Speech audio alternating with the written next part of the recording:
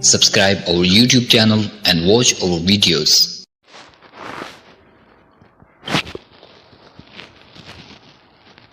الحمد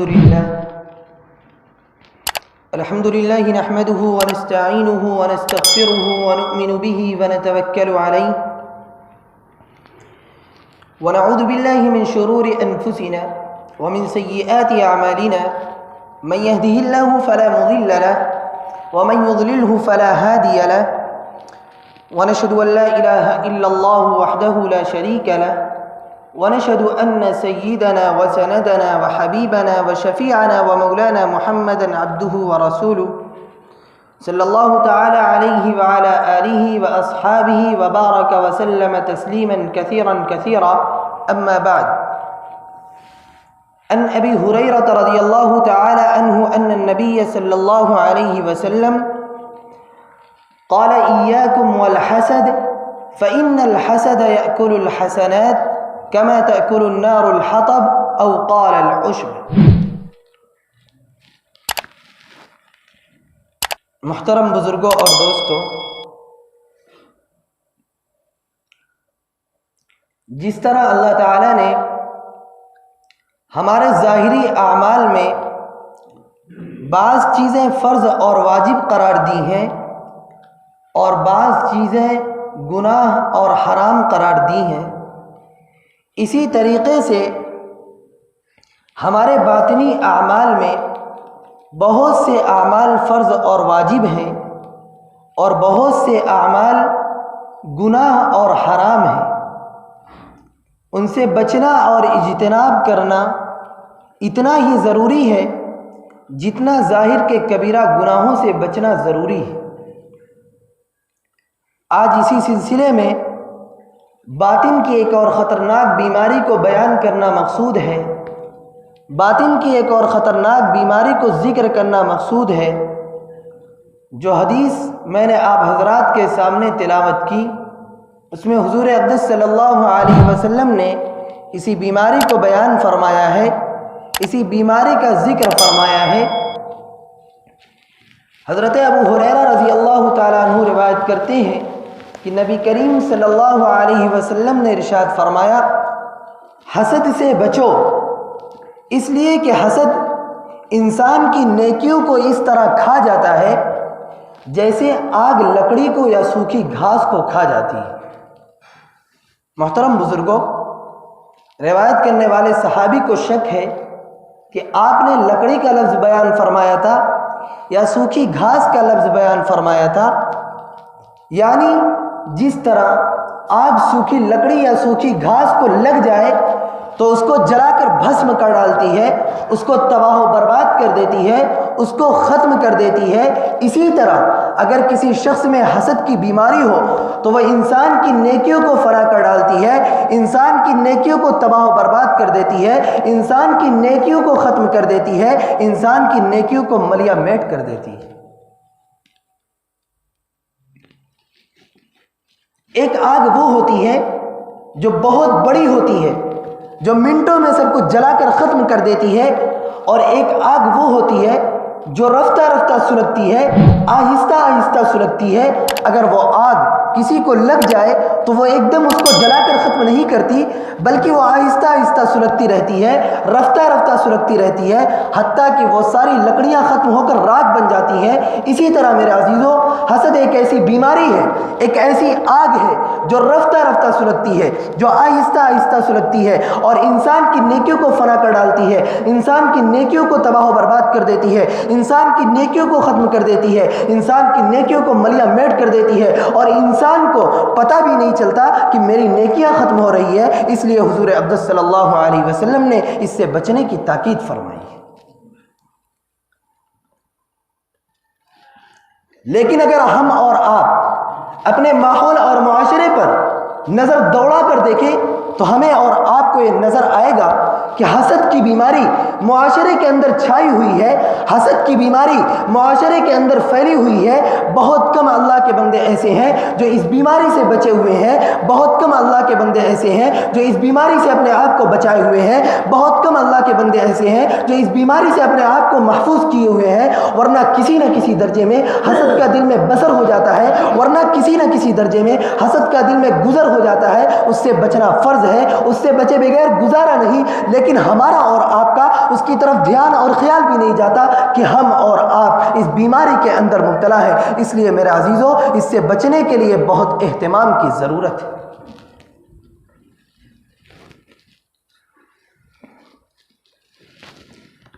پہلے یہ سمجھیں کہ حسد کی حقیقت کیا ہے، اس کی قسمیں کون کون سی ہیں، اس کے اسباب کیا ہیں، اس کا علاج کیا ہے۔ یہ 4 باتیں آج کے بیان کا موضوع ہے۔ اللہ تعالیٰ اس بیان کو ہمارے دلوں سے اس بیماری کے ختم کرنے کا ذریعہ بنا دے۔ محترم بزرگوں اور دوستوں، حسد کی حقیقت یہ ہے کہ ایک شخص نے دوسرے کو دیکھا کہ اس کو کوئی نعمت ملی ہوئی ہے، چاہے وہ نعمت دنیا کی ہو یا دین کی ہو، اس نعمت کو دیکھ کر اس کے دل میں جلن پیدا ہوئی، اس نعمت کو دیکھ کر اس کے دل میں کڑھن پیدا ہوئی کہ یہ نعمت اس کو کیوں مل گئی، مجھے کیوں نہیں ملی، یہ نعمت اس سے چھین جائے تو اچھا ہے۔ یہ ہے حسد کی حقیقت۔ مثال کے طور پر سمجھیے کہ اللہ تعالیٰ نے کسی کو مال و دولت دیا، کسی کو عزت دی، کسی کو شہرت دی، کسی کو مرتبہ دیا، کسی کو منصب دیا۔ اب دوسرے شخص کے دل میں خیال پیدا ہو رہا ہے کہ یہ نعمت اس کو کیوں مل گئی، مجھے کیوں نہیں ملی۔ اگر اس کے خلاف کوئی بات آتی ہے تو اس سے خوش ہوتا ہے، اور اگر اس کی ترقی سامنے آتی ہے تو اس سے دل میں رنج ہوتا ہے، افسوس ہوتا ہے، کڑھن پیدا ہوتی ہے کہ یہ کیوں آگے بڑھ رہا ہے۔ اس کا نام ہے حسد۔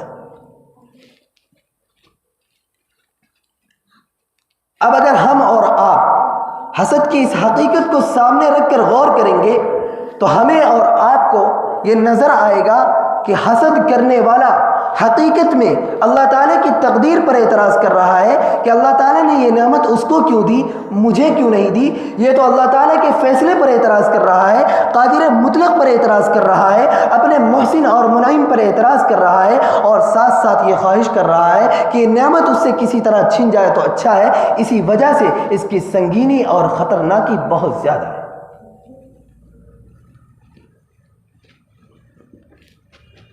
محترم بزرگوں اور دوستوں، یہاں ایک بات اور سمجھ لیں کہ بعض اوقات ایسا ہوتا ہے کہ ایک شخص کو کوئی نعمت حاصل ہوئی، اب دوسرے شخص کے دل میں خیال پیدا ہو رہا ہے کہ یہ نعمت مجھے بھی مل جائے تو بہت اچھا ہے۔ یہ حسد نہیں بلکہ رشک ہے۔ عربی زبان میں اس کو غبطہ کہا جاتا ہے، اور بعض مرتبہ عربی زبان میں اس پر بھی حسد کا لفظ بول دیا جاتا ہے، لیکن حقیقت میں یہ حسد نہیں ہے۔ مثلا کسی کا اچھا مکان دیکھ کر دل میں یہ خواہش ہوئی کہ جس طرح فلاں شخص کا مکان آرام دہ اور اچھا بنا ہوا ہے، میرا بھی ویسا ہو جائے، یا جیسی ملازمت فلاں شخص کو حاصل ہے ویسی ملازمت مجھے بھی مل جائے، یا جیسا علم اللہ تعالیٰ نے فلاں شخص کو عطا کیا ہے ویسا علم اللہ تعالیٰ مجھے بھی عطا فرما دے۔ یہ حسد نہیں بلکہ رشک ہے، اس پر کوئی گناہ نہیں۔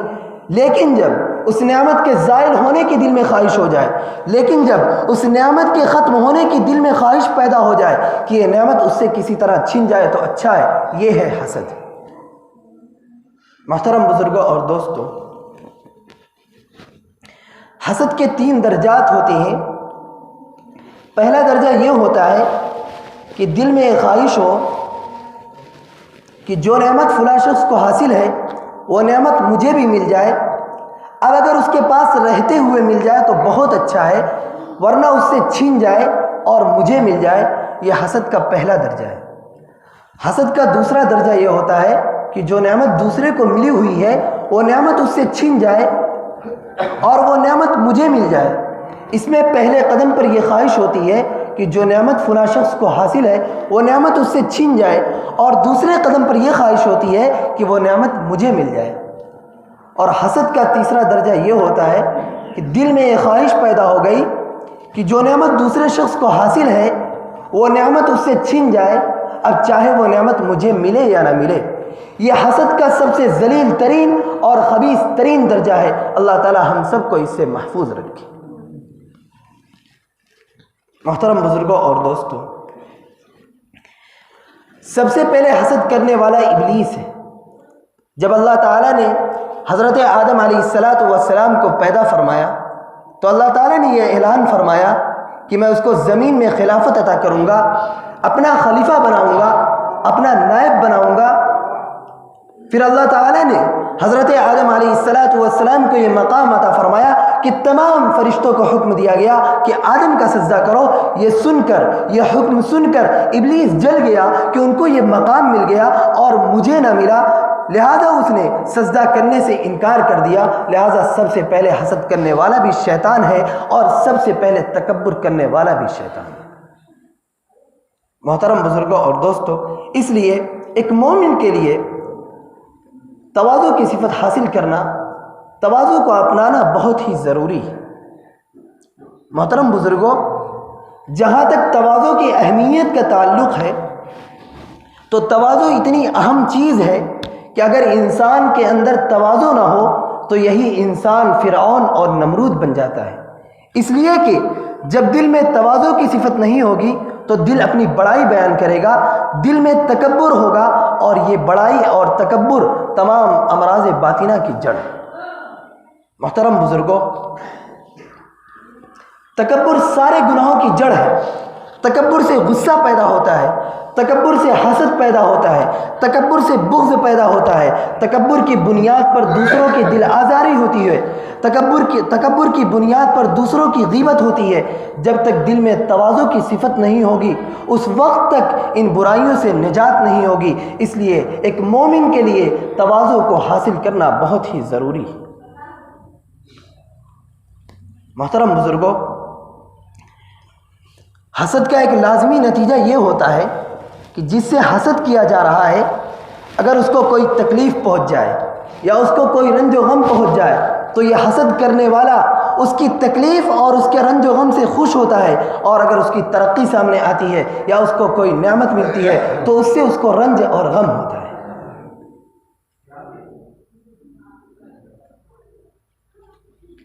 محترم بزرگوں، اس حسد کا سبب کیا ہوتا ہے اور یہ بیماری دل میں کیوں پیدا ہوتی ہے؟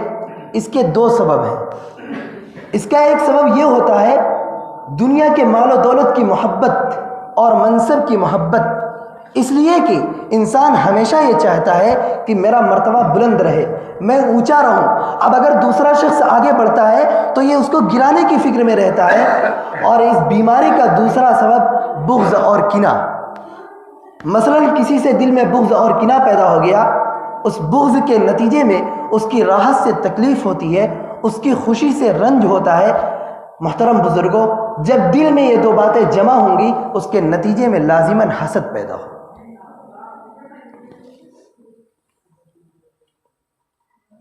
میرے محترم بزرگوں اور دوستوں، یہ حسد ایسی بیماری ہے جو آخرت میں بھی انسان کو ہلاک کرنے والی ہے، بلکہ دنیا کے اندر بھی انسان کے لیے مہلک ہے۔ لہذا اس کے ذریعے دنیا کا بھی نقصان ہے اور آخرت کا بھی نقصان ہے، اس لیے کہ جو شخص دوسروں سے حسد کرے گا وہ ہمیشہ تکلیف اور گھٹن میں رہے گا، اس لیے کہ جب بھی دوسروں کو آگے بڑھتا ہوا دیکھے گا تو اس کو دیکھ کر اس کے دل میں رنج ہوگا، غم ہوگا، گھٹن پیدا ہوگی، اور اس گھٹن کے نتیجے میں وہ رفتہ رفتہ اپنی صحت کو خراب کر لے گا، اپنی صحت کو برباد کر لے گا۔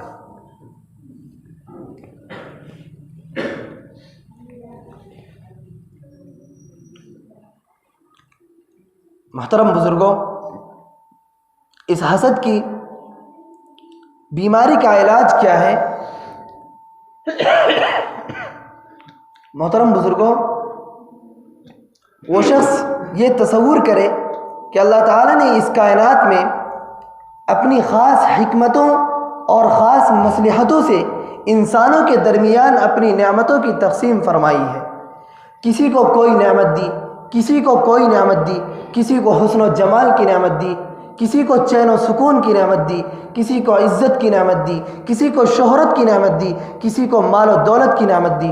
اس دنیا میں کوئی انسان ایسا نہیں ہے جسے کوئی نہ کوئی نعمت میسر نہ ہو اور کسی نہ کسی تکلیف میں مبتلا نہ ہو۔ لہذا حسد کرنے والا یہ سوچے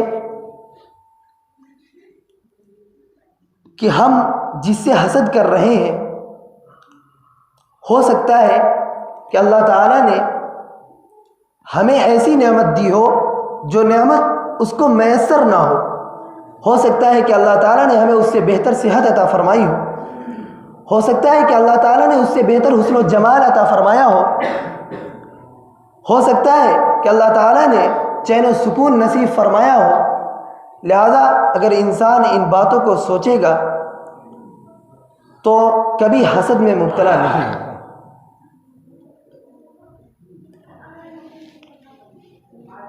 محترم بزرگوں،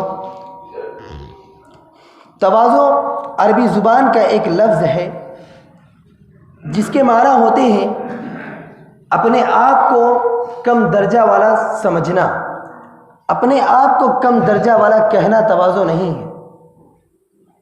جیسا کہ آج کے لوگ اپنے لیے تواضع اور انکساری کے الفاظ استعمال کرتے ہیں، مثلا اپنے آپ کو ناچیز، ناکارہ کہہ دیا، خطاکار، گنہگار کہہ دیا، اور یہ سمجھتے ہیں کہ ان الفاظ کے استعمال سے تواضع حاصل ہو گئی، حالانکہ اپنے آپ کو کم درجہ والا کہنا تواضع نہیں ہے، بلکہ حقیقتاً اپنے آپ کو کم درجہ والا سمجھنا تواضع ہے۔ مثلا یہ سمجھے کہ میری کوئی حیثیت نہیں ہے، میری کوئی حقیقت نہیں ہے، اگر میں کوئی کام اچھا کر رہا ہوں تو یہ محض اللہ تعالیٰ کی توفیق سے ہے، اس کی مہربانی سے ہے، اس کی عنایت سے ہے۔ جب دل میں حقیقت پیدا ہو جائے گی، پھر چاہے اپنے آپ کو ناچیز، ناکارہ کہو یا نہ کہو، اس سے کوئی فرق نہیں پڑتا۔ جو شخص تواضع کی اس حقیقت کو حاصل کرتا ہے، اللہ تعالیٰ اس کو بلند مقام تک پہنچا دیتے ہیں۔ اس لیے کہ حدیث میں آتا ہے من تواضع للہ رفعہ اللہ، جو شخص اللہ کے لیے تواضع اختیار کرتا ہے اللہ تعالیٰ اس کو بلند مقام تک پہنچا دیتے ہیں، اور جو شخص تکبر کرتا ہے اللہ تعالیٰ اس کو زیر زمین دھسا دیتے ہیں۔ ومن تکبر وضعہ اللہ، جو شخص تکبر کرتا ہے اللہ تعالیٰ اس کو دھسا دیتے ہیں۔ لہذا میرے عزیزو، ضرورت اس بات کی ہے کہ ہم اپنے اندر تواضع جیسی صفت کو پیوست کریں، تواضع جیسی صفت کو حاصل کریں، اور حسد جیسی مہلک بیماری سے اپنے آپ کو بچائیں۔ اللہ تعالی ہم سب کو اس پر عمل کرنے کی توفیق عنایت فرمائے۔ وآخر دعوانا الحمد للہ رب العالمین۔